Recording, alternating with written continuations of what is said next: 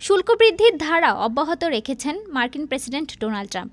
যুক্তরাষ্ট্রে স্টিল ও অ্যালুমিনিয়ামের উপর ট্যারিফ আরও বাড়িয়ে দ্বিগুণ করার ঘোষণা দিয়েছেন তিনি।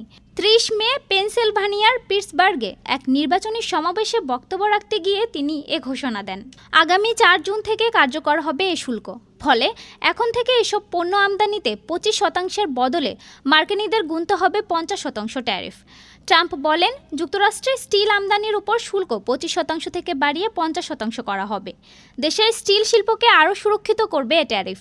মার্কিন প্রেসিডেন্ট আরও বলেন, ইউএস স্টিল ও জাপানের নিপ্পন স্টিলের যৌথ উদ্যোগে পিটসবার্গ অঞ্চলে ইস্পাত উৎপাদনে $১৪ বিলিয়ন বিনিয়োগ করা হবে। যদিও এই অংশীদারিত্বের বিস্তারিত এখনও জানা যায়নি এবং দুই কোম্পানির কোনোটিই চুক্তির বিষয়টি আনুষ্ঠানিকভাবে নিশ্চিত করেনি।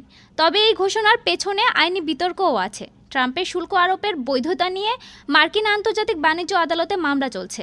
আদালত একবার শুল্ক বাতিলের নির্দেশ দিলেও আপিল আদালত তা বহাল রাখে। তবে ইস্পাত ও অ্যালুমিনিয়ামের উপর শুল্ক এই মামলার আওতার বাইরে রয়েছে বলে জানা গেছে।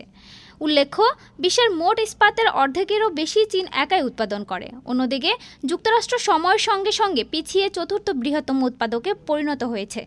ভারত ও জাপান যথাক্রমে দ্বিতীয় ও তৃতীয় অবস্থানে রয়েছে। ডেস্ক রিপোর্ট, আজ বার্তা।